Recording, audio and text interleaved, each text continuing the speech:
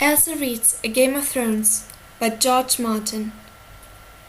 Chapter 3 Daenerys. Her brother held the gown up for inspection. "This is beauty. Touch it. Go on. Caress the fabric." Then he touched it. The cloth was so smooth that it seemed to run through her fingers like water. She could not remember ever wearing anything so soft. It frightened her. She pulled her hand away. "Is it really mine?" "A gift from the Magister Illyrio," Viserys said, smiling. Her brother was in high mood today. "The color will bring out the violet in your eyes, and you shall have gold as well, and jewels all of sorts. Illyrio has promised. Tonight you must look like a princess." A princess, Dany thought. She had forgotten what that was like. Perhaps she had never really known. "Why does he give us so much?" she asked. "What does he want from us?" For nigh on half a year they had lived in the Magister's house, eating his food, pampered by his servants. Dany was 13, old enough to know that such gifts seldom came without their price, here in the free city of Pentos. "Illyrio is no fool," Viserys said. He was a gaunt young man with nervous hands and a feverish look in his pale lilac eyes. "The Magister knows that I will not forget my friends when I come into my throne." Dany said nothing. Magister Illyrio was a dealer in spices, gemstones, dragonbone, and other less savoury things. He had friends in all of the 9 free cities, it was said, and even beyond, in vast Dothrak and the fabled lands beside the Jade Sea. It was also said that he never had a friend he wouldn't cheerfully sell for the right price. Dany listened to the talk in the streets, and she heard these things, but she knew better than to question her brother when he wove his webs of dream. His anger was a terrible thing when roused. Viserys called it waking the dragon. Her brother hung the gown beside the door. "Illyrio will send the slaves to bathe you. Be sure you wash off the stink of the stables. Khal Drogo has 1,000 horses. Tonight he looks for a different sort of mount." He studied her critically. "You still slouch. Straighten yourself." He pushed back his shoulders with his hand. "Let them see that you have a woman's shape now." His fingers brushed lightly over her budding breast and tightened on her nipple. "You will not fail me tonight. If you do, I will go hard for you. You don't want to wake the dragon, do you?" His fingers twisted to her, the pinch cruelly hard through the rough fabric of her tunic. "Do you?" he repeated. "No," Dany said meekly. Her brother smiled. "Good." He touched her hair almost with affection. When they write the history of Moraine's three sisters, they will say that it began today. When he was gone, Dany went to a window and looked out wistfully on the waters of the bay. The square brick towers of Pentos were black silhouettes outlined against the setting sun. Dany could hear the singing of the red priests as they lit the night fires and the shouts of wrecked children playing games behind the walls of the estate. For a moment she wished she could be out there with them, barefoot and breathless and dressed in tatters, with no past and no future, no feast to attend at Khal Drogo's manse. Somewhere beyond the sunset, across the narrow sea, lay a land of green hills and flowered plains and great rushing rivers, where towers of dark stone rose amidst magnificent blue-grey mountains, and armored knights rode to battle beneath the banners of their lords. The Dothraki called that land Rash Andali, the land of the Andals. And the free cities they talked of Westeros and the Sunset Kingdoms. Her brother had a simpler name. Our land, he called it. The words were like a prayer with him. If he said them enough, the gods were sure to hear. Ours by blood right, taken from us by treachery, but ours still, ours forever. You do not see from the dragon. Oh no, the dragon remembers. And perhaps the dragon did remember, but Dany could not. She had never seen this land her brother said was theirs, this realm beyond the narrow sea. These places he talked of, Casterly Rock and the Eyrie, High Garden and the Vale of Arryn, Dawn and the Isle of Faces, they were just words to her. Viserys had been a boy of 8 when they fled King's Landing to escape the advancing armies of the Observer, but Daenerys had been only a quickening in their mother's womb. Yet sometimes Dany would picture the way it had been, so often had her brother told her the stories. The midnight flight of Dragonstone, moonlight shimmering on the ship's black sails. Her brother Rhaegar battling the Observer in the bloody waters of the Trident and dying for the woman he loved. The sack of King's Landing by the ones Viserys called the Observer's dogs, the Lords Lannisters and Stark. Princess Elia of Dawn pleading for mercy as Rhaegar's heir was ripped from her breast and murdered before her eyes. The polished skulls of the last dragon staring down sightlessly from the walls of the throne room, while the Kingslayer opened father's throat with a golden sword. She had been born on Dragonstone 9 moons after their flight, while a raging summer storm threatened to rip the island fastest apart. They said the storm was terrible. The Targaryen fleet was smashed while it lay at anchor, and huge stone blocks were ripped from the parapets and sent hurtling into the wild waters of the narrow sea. Her mother had died birthing her, and for that her brother Viserys had never forgiven her. She did not remember Dragonstone either. They had run again, just before the Observer's brother set sail with his new-built fleet. By then, only Dragonstone itself, the ancient seat of the house, had remained of the 7 kingdoms that had once been theirs. It would not remain for long.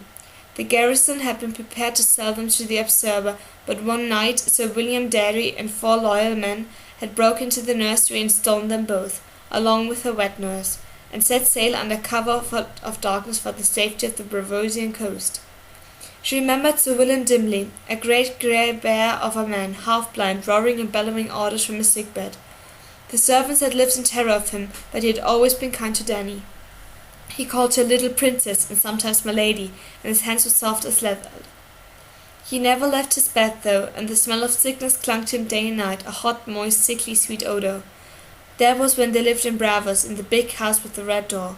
Dany had her own room there, with a lemon tree outside the window. After Sir William had died, the servants had stolen what little money they had left, and soon after they had been put out of the big house. Dany had cried when the red door closed behind them forever. They had wandered since then, from Bravos to Myr, from Myr to Tyrosh, and on to Quoho and Volantis and Lys, never staying long in one place. Her brother would not allow it. The Observer's hired knives were close behind them, he insisted, though Dany had never seen one. At first the magisters and archons and merchant princes were pleased to welcome the last Targaryens to their homes and tables, but as the years passed and the Observer continued to sit upon the Iron Throne, doors closed and their lives grew meaner. Years past they had been forced to sell their last few treasures, and now even the coin they had gotten from Mother's crown had gone. In the alleys and wine-sinks of Pentos they called her brother the Beggar King. Dany did not want to know what they called her. "We will have it all back some day, sweet sister," he would promise her. Sometimes his hands shook when he talked about it. "The jewels and the silks, Dragonstone and King's Landing, the Iron Throne and the 7 kingdoms, all they have taken from us. We will have it back." Viserys lived for that day. All that Daenerys wanted back was the big house with the red door, the lemon tree outside her window, the childhood she had never known. There came a soft knock on her door. "Come," Dany said, turning away from the window. Illyria's servants entered, bowed, and set about their business. They were slaves, a gift from one of the Magister's many Dothraki friends. There was no slavery in the free city of Pentos. Nonetheless, they were slaves. The old woman, small and grey as a mouse, never said a word, but the girl made up for it. She was Illyria's favourite, a fair-haired, blue-eyed wench of 16 who chattered constantly as she worked. They filled her bath with hot water brought up from the kitchen and scented it with fragrant oils. The girl pulled the rough cotton tunic over Dany's head and helped her into the tub. The water was scalding hot, but Daenerys did not flinch or cry out. She liked the heat. It made her feel clean. Besides, her brother had often told her that it was never taught for a Targaryen. "Ours is the house of the dragon," he would say. "The fire is in our blood."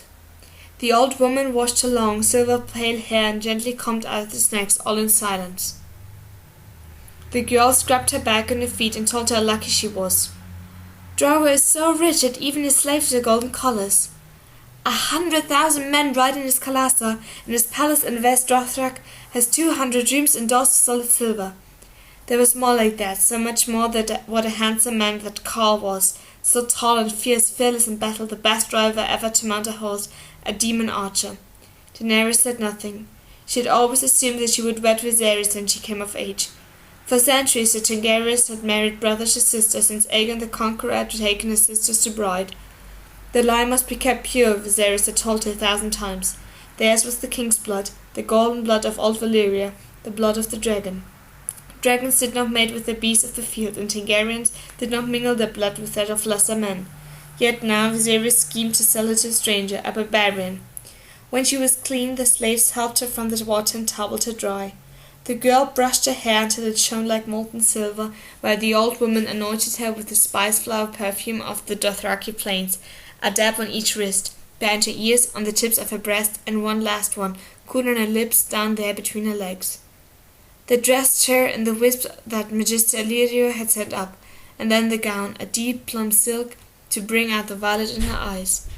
The girl slid the gilded sandals onto her feet, while the old woman fixed a tiara in her hair, and slid golden bracelets crushed with amethyst around her wrists.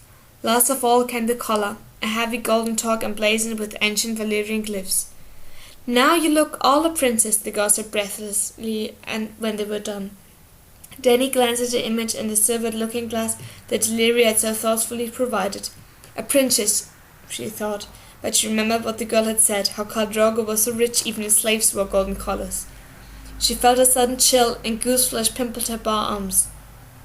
Her brother was waiting in the cool of the entry hall, seated on the edge of the pool, his hand trailing in the water. He rose when she appeared and looked her over critically. "Stand there," he told her. "Turn around. Yes, good. You look regal," Magister Illyrio said, stepping through an archway. He moved with surprising delicacy for such a massive man.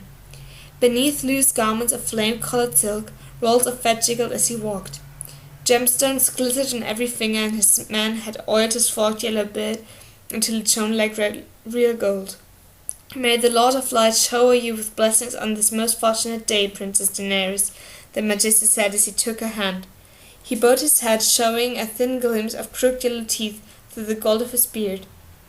"She is a vision, Your Grace." "A vision," he told her brother. "Drogo will be enraptured." "She's too skinny," Viserys said. His hair, the same silver blonde as hers, had been pulled back tightly behind his head and fastened with a dragonbone brooch. It was a severe look that emphasized the hard, gaunt lines of his face. He rested his hand on the hilt of the sword that Illyrio had lent him and said, "Are you sure that Khal Drogo likes his women this young?" "She has had her blood. She is old enough for the Khal," Illyrio told him, not for the first time. "Look at her. That silver gold hair, those purple eyes, she's the blood of old Valyria, no doubt, no doubt. And highborn, daughter of the old king, sister to the new. She cannot fail to enchant our Drogo." When he released her hand, Daenerys found herself trembling. "I suppose," her brother said doubtfully, "the savages have queer tastes. Boys, horses, sheep." "Best not suggest this to Khal Drogo," Illyrio said. Anger flashed in her brother's lilac eyes. "Do you take me for a fool?" The Magister bowed slightly. "I take you for a king." "King lacked the caution of common men. My apologies if I have given offence." He turned away and clapped his hands up for his bearers. The streets of Pentos were pitch dark when they set out in Illyrio's elaborately carved palanquin. 2 servants went ahead to light the way, carrying ornate oil lanterns with panes of pale blue grass, while a dozen strong men hoisted the poles to their shoulders. It was warm and close inside behind the curtains. Dany could smell the stench of Illyrio's pallid flesh with his heavy perfumes. Her brother, sprawled out on his pillows beside her, never noticed. His mind was away across the narrow sea. "We won't need this whole Kalasar," Viserys said. His fingers toyed with the hilt of his borrowed blade, though Dany knew he had never used a sword in earnest. 10,000, that would be enough. I could sweep the 7 kingdoms with 10,000 Dothraki streamers. The realm will rise for its rightful king. Tyrell, Redwyne, Derry, Greyjoy, they have no more love for the usurper than I do. The Dornishmen burn to avenge Elia and her children, and the small folk will be with us. They cry out for the king." He looked at Illyrio anxiously. "Do they? Don't they?" "They're your people, and they love you well," Magister Illyrio said amiably. "In Holdfast, all across the realm, men lift secret toasts to your health, while women sew dragon banners and hide them against the day of your return from across the water." He gave a massive shrug. "Or so my agents tell me." Dany had no agents, no way of knowing what anyone was doing or thinking across the narrow sea, but she mistrusted Illyrio's sweet words as she mistrusted everything about Illyrio. Her brother was nodding eagerly, however. "I shall kill the usurper myself," he promised, who had never killed anyone. "As he killed my brother Rhaegar, and Lannister too, the Kingslayer, for what he did to my father." "That would be most fitting," Magister Illyrio said. Dany saw the smallest hint of a smile playing around his full lips, but her brother did not notice. Nodding, he pushed back a curtain and stared off into the night, and Dany knew he was fighting the battle of the Trident once again. The 9-towered manse of Khal Drogo sat beside the waters of the bay, its high brick walls overgrown with pale ivy. It had been given to the Khal by the Magisters of Pentos, Illyrio told them. The free cities were always generous with the horse lords. "It is not that we fear these barbarians," Illyria would explain with a smile. "The Lord of Light would hold our city walls against 1,000,000 Dothraki, or so the Red Priests promise. Yet why take chances when the friendship comes so cheap?" The palanquin was stopped at the gate, the curtains pulled roughly back by one of the house guards. Yet the copper skin and dark almond eyes of a Dothraki, but his face was hairless and he wore the spec bram's cap of the Unsullied. He looked them over coldly. Magister Illyria growled something to him in the rough Dothraki tongue. The guardsman replied in the same voice and waved them through the gates. Dany noticed that her brother's hand was clenched tightly around the hilt of his borrowed sword. He looked almost as frightened as she felt. "Insolent youth," Viserys muttered as the palanquin lurched up toward the manse. Magister Illyria's words were honey. "Many important men will be at the feast tonight. Such men have enemies. The call must protect its guests, yourself chief among them, your grace. No doubt the usurper will pay well for your head." "Oh yes," Viserys said darkly, "he has tried Illyria, promised her death. His hired knight follows everywhere. I am the last dragon, and he will not sleep easy while I live." The palanquin slowed and stopped. The curtains were thrown back, and a slave offered a hand to help Daenerys out. His collar, she noted, was ordinary bronze. Her brother followed, one hand still clenched hard around his sword hilt. It took 2 strong men to get Magister Illyria back on his feet. Inside the manse, the air was heavy with the scent of spices, pinchfire and sweet lemon and cinnamon. They were escorted across the entry hall where a mosaic of colored glass depicted the doom of Valeria. Oil burned in black iron lanterns all along the walls. Beneath an arch of twining stone leaves a eunuch saying their coming. "Viserys of the house of Targaryen, the third of his name," he called in a high sweet voice. "King of the Andals and the Rhoyne and the First Men, Lord of the 7 Kingdoms and Protector of the realm. His sister Daenerys Stormborn, Prince of Dragonstone. His honorable host Illyria Mopatis, Magister of the Free City of Pentos." They stepped past the eunuch into a pillared courtyard overgrown with pale ivy. Moonlight painted the leaves in shades of bone and silver as the guests drifted among them. Many were the Dothraki horse lords, big men with red-brown skin, their drooping mustachios boned in metal rings, their black hair oiled and braided and hung with bells. Yet among them moved bravos and sellsword from Pentos and Mir and Tyrosh, a red priest even fatter than Illyrio, hairy men from the port of Ibn, and lords from the summer isles with skin as black as ebony. Daenerys looked at them all in wonder, and realized with a sudden start of fear that she was the only woman there. Illyrio whispered to them. "Those 3 are Drogo's blood riders there," he said. "By the pillar is Khal with his son Rogoro. The man with the green beard is brother to the Archon of Tyrosh, and the man behind him is Ser Jorah Mormont, the last name called Daenerys. A knight?" "No less," Illyrio smiled through his beard, "anointed with the 7 oils by the High Septon himself." "What is he doing here?" she blurted. "The observer wanted his head," Illyrio told them. "Some trifling affront. He sold some poachers to a Tyroshi slave instead of giving them to the Night's Watch. Absurd law. A man should be able to do as he likes with his own chattel." "I shall wish to speak with Ser Jorah before the night is done," her brother said. Dany found herself looking at the knight curiously. He was an older man, past 40 and balding, but still strong and fit. Instead of silks and cottons, he wore wool and leather.